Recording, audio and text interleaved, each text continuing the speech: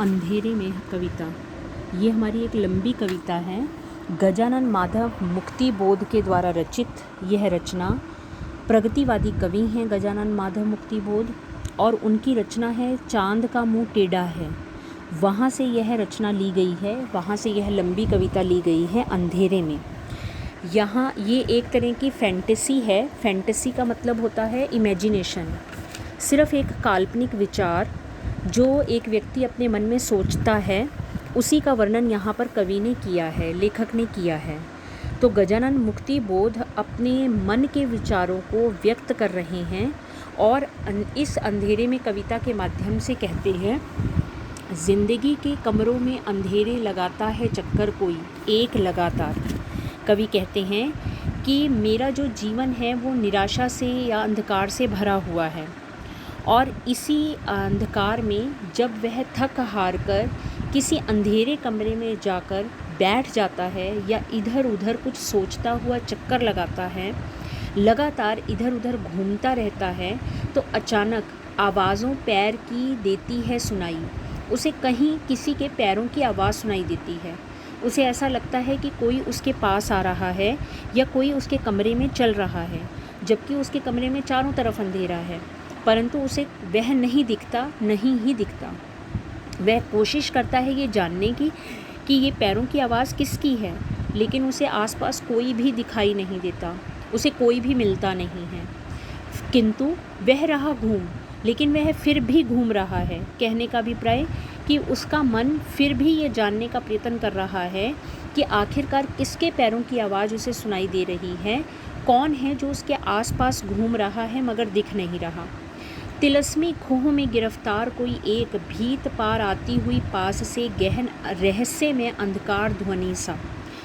यहाँ तिलस्मी खोह का मतलब होता है एक जादुई गुफा, चमत्कारी गुफा।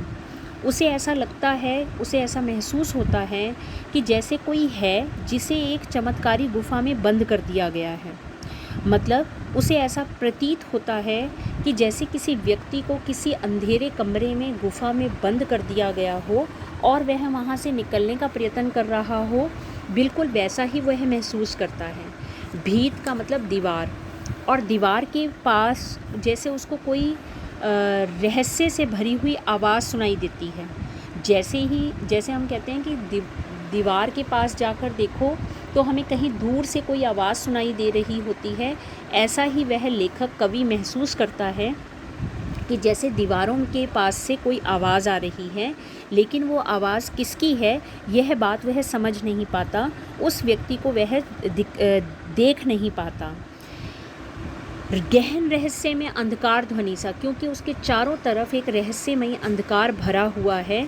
जिस अंधकार में वह उस ध्वनि को सुन रहा है, लेकिन उसे ये लगता है अस्तित्व जताता कि कोई व्यक्ति अपनी ध्वनि से उसके सामने आने की चेष्टा कर रहा है और उसके सामने अपना कोई अस्तित्व जता रहा है।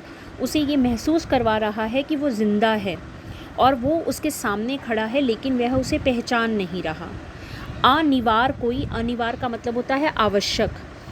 अनिवार्य कोई एक और मेरे हृदय की धक धक पूछती है, यह कौन? कहता है कि मेरा हृदय बार बार धड़क रहा है और जैसे वो मुझसे जानना चाहता है कि जिसकी ध्वनि तुम सुन रहे हो वह कौन है। वह कौन है जो तुम्हारे आसपास घूम रहा है लेकिन तुम्हें दिखाई नहीं दे रहा, सुनाई जो देता वह नहीं देता दिखाई। वह कौन है जो तुम्हारे को सुनाई दे रहा है लेकिन तुम्हें दिखाई नहीं दे रहा।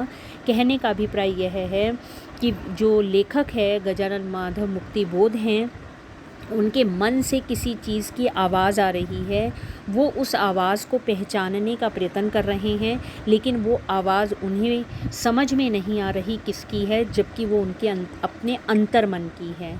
और बार बार कवि जो है वो अपने अस्तित्व से परिचित होना चाहता है, अपने आप को पहचानना चाहता है, लेकिन वह उसे पहचान नहीं पा रहा है, वह उसे समझ नहीं पा रहा है।